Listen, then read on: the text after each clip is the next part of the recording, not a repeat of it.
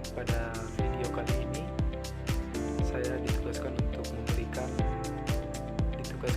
membuat satu video pembelajaran terkait apa yang saya dapatkan selama magang di Kalimantan Tengah, yaitu Kabupaten Kapuas. Baik, sebelumnya perkenalkan, nama saya Raimidun Agung Purba dengan NIM D1B022120, jurusan Agribisnis Fakultas Pertanian Universitas Jambi, angkatan 2022. Baik, pada kesempatan video kali ini saya akan mengangkat topik yaitu tentang budidaya padi lahan rawa di Kalimantan Tengah, yaitu Kabupaten Kapuas. Baik, yang pertama yaitu lahan rawa di Kalimantan Tengah ini tersebar di beberapa wilayah termasuk Kabupaten Kapuas, di mana lahan rawa di Kalimantan Tengah memiliki potensi untuk dikembangkan usaha tani, di mana salah satu usaha tani yang dapat dilakukan yaitu budidaya padi. Lahan rawa adalah lahan darat yang secara alami tergenang air secara terus-menerus atau berkala, di mana lahan rawa memiliki salah satu ekosistem lahan basah atau wetland. Kemudian tujuan saya membuat video pembelajaran kali ini adalah yang pertama yaitu agar audiens atau pendengar dapat mengetahui bagaimana manajemen budidaya padi lahan rawa yang ada di Kalimantan Tengah, yaitu tepatnya di Kabupaten Kapuas. Yang kedua yaitu agar para pendengar maupun audiens mampu mengetahui cara pengendalian hama pada padi lahan rawa. Dan yang ketiga yaitu untuk mengetahui cara meningkatkan produktivitas hasil padi rawa yang ada di Kalimantan Tengah, yaitu Kabupaten Kapuas. Baik, kita masuk ke topik inti yaitu tahapan budidaya padi, di mana tahapan yang pertama yaitu penyiapan atau pengolahan lahan, di mana penyiapan atau pengolahan lahan ini dapat dilakukan dengan cara mentraktor lahan, dapat dilakukan dengan menggunakan TR2 maupun TR4, di mana pengolahan lahan ini dilakukan agar supaya menjaga dan memastikan bahwa lahan itu siap untuk ditanam, di mana pengolahan lahan ini juga dapat dilakukan dengan cara penyemprotan herbisida untuk membersihkan gulma-gulma yang ada pada lahan yang akan ditanami oleh padi, di mana tahap pengolahan lahan ini dapat juga dilakukan dengan pemberian penaburan kapur dolomit pada lahan yang akan ditanami oleh padi, di mana pemberian kapur dolomit ini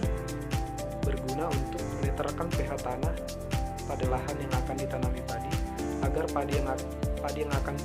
yang ditanam di lahan tersebut dapat bertumbuh dengan baik. Dan di tahap yang kedua yaitu ada penyiapan benih, di mana sebelum proses penanaman itu benih akan ditanam di persemaian di satu tempat supaya dapat dijaga pertumbuhannya, supaya sebelum proses penanaman kita dapat melihat benih-benih yang bagus dan benih-benih yang akan baik untuk ditanam pada lahan yang sudah diolah sebelumnya. Kemudian tahap yang ketiga yaitu penanaman, di mana penanaman padi lahan rawa di Kalimantan Tengah Kabupaten Kapuas ini pada umumnya yaitu tabela, yaitu tanam benih langsung,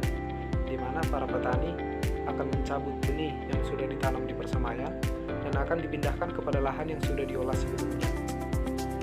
Dan penanaman ini pada umumnya dilakukan petani dengan membuat pancang supaya jarak tanam padi itu rata, di mana pada umumnya padi lahan rawa yang ada di Kalimantan Tengah dan Kabupaten Kapuas itu pada umumnya jarak tanamnya yaitu 25 cm x 25 cm. Baik, yang berikutnya yaitu pengelolaan air, di mana pengelolaan air ini dilakukan untuk mencegah terjadinya kekeringan pada lahan dan juga untuk mencegah tergenangnya padi pada lahan, di mana apabila padi kekering pada lahan padi itu terjadinya kekeringan, maka akan dilakukan pembuatan parit supaya bisa dialiri air pada lahan padi untuk mencegah terjadinya kekeringan. Dan apabila terjadi banyaknya volume air pada lahan padi itu akan dilakukan penyedotan dengan mesin agar untuk mencegah tidak tergenangnya padi.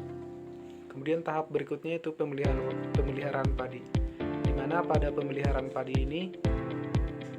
dapat dilakukan yaitu pembersihan gulma, di mana pembersihan gulma ini dilakukan agar dapat mencegah untuk dapat meningkatkan pertumbuhan padi itu dengan baik, dan juga untuk mengurangi masuknya hama seperti tikus, walang sangit, dan lain-lain. Di mana pemeliharaan padi ini, pembersihan gulma dapat dilakukan penyemprotan herbisida. Baik, tahap yang berikutnya yaitu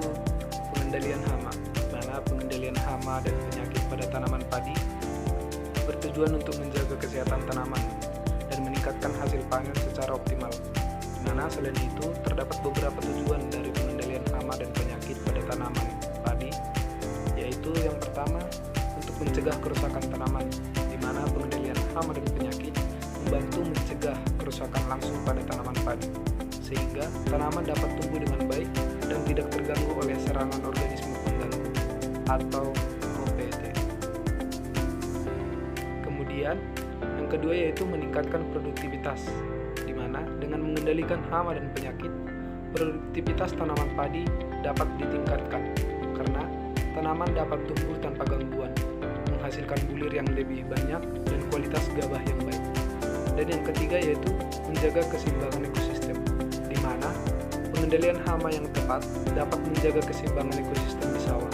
karena pengendalian yang bijak akan mengurangi dampak negatif terhadap organisme non-target seperti predator alami yang berguna bagi pertanian. Dan yang keempat yaitu mendukung keberlanjutan pertanian, di mana pengendalian hama yang baik mendukung praktik pertanian berkelanjutan, di mana tanah dan lingkungan tetap sehat serta sumber daya dapat terus dimanfaatkan dalam jangka panjang. Baik, tahap yang berikutnya yaitu tahap panen, di mana panen padi dilakukan setelah gabah masak merata menggunakan sabit bergerigi untuk mengurangi rontoknya bulir pada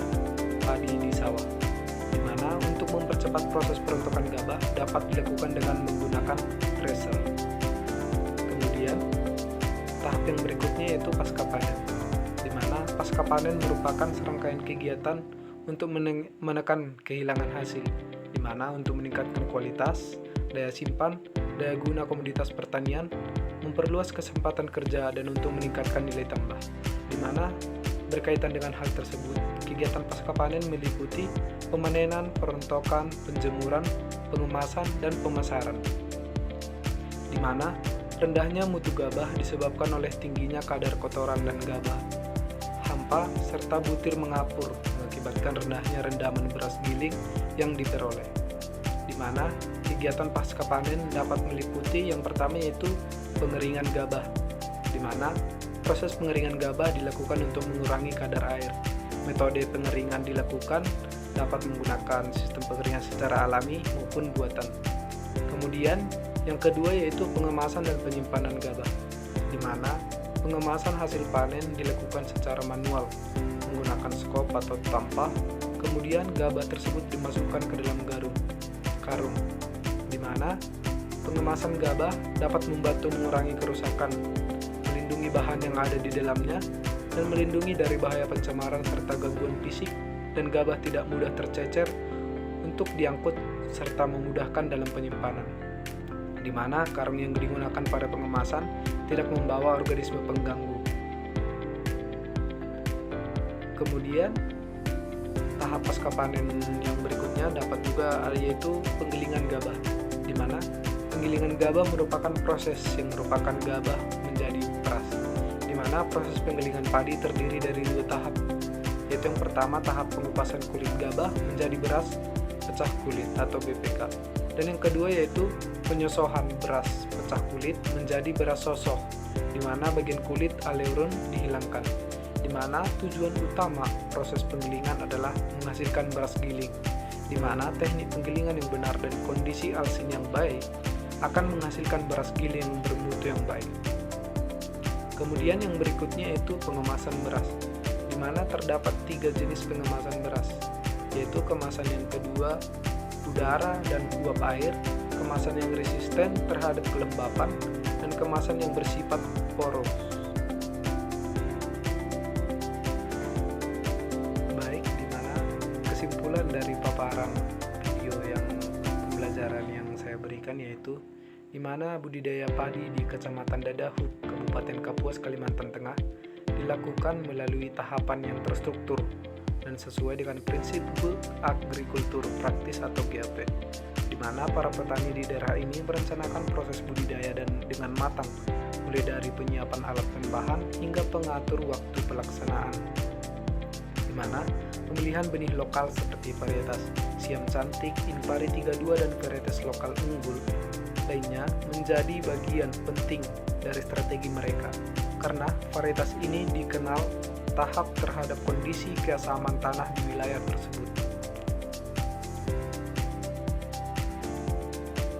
Dalam proses pengendalian hama, petani menggunakan pestisida yang disesuaikan dengan jenis hama yang sering menyerang, seperti wereng, tikus, dan penggerek batang, di mana penerapan pestisida dilakukan secara hati-hati untuk menjaga produktivitas tanaman dan mengurangi dampak negatif pada lingkungan.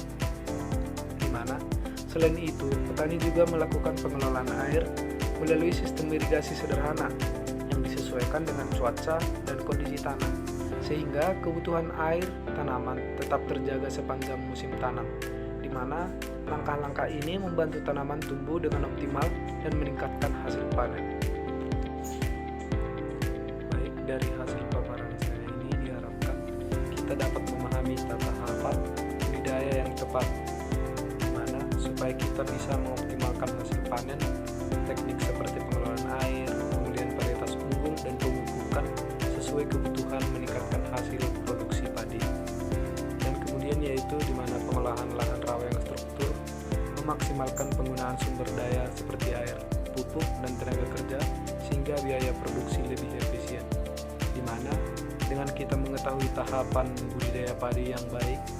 di mana kita dapat melakukan pengelolaan yang sesuai, mengurangi dampak negatif terhadap ekosistem rawa seperti degradasi tanah ataupun pencemaran air. Kemudian dengan kita mengetahui tahapan-tahapan manajemen budidaya padi lahan rawa, kita dapat menjadikan hasil panen yang lebih baik, meningkatkan pendapatan petani yang berdampak pada kesejahteraan masyarakat kita. Dan kemudian yaitu lahan rawa memiliki karakteristik unik seperti kadar asam yang tinggi dan tingkat air yang fluktuatif, di mana manajemen yang baik memastikan padi dapat tumbuh optimal meskipun di lingkungan ekstrim. Kemudian, pentingnya kita mengetahui manajemen ataupun tahapan-tahapan budidaya padi lahan rawa dengan baik. Ini dapat mendukung ketahanan pangan, di mana jika kita mengetahui tahapan ataupun manajemen budidaya padi dengan baik, kita akan mendapatkan hasil padi yang baik dan berkualitas, sehingga kita dapat mengurangi impor beras dari luar negeri. Dengan kita melakukan pembudidayaan padi dengan baik, kita dapat menjaga secara tidak langsung menjaga ketahanan pangan negara kita, di mana dengan kita melakukan budidaya ataupun manajemen budidaya padi dengan baik, kita bisa menghasilkan produktivitas padi yang baik dan berkualitas, di mana dengan kita mendapatkan hasil padi yang berkualitas dan baik, kita dapat mengurangi nilai impor beras dari luar negeri, di mana kita dapat mengonsumsi padi yang ada di produk kita sendiri, di mana itu dapat berpengaruh besar terhadap mengurangi impor beras dari luar negeri. Baik, sekian video pembelajaran yang dapat saya beri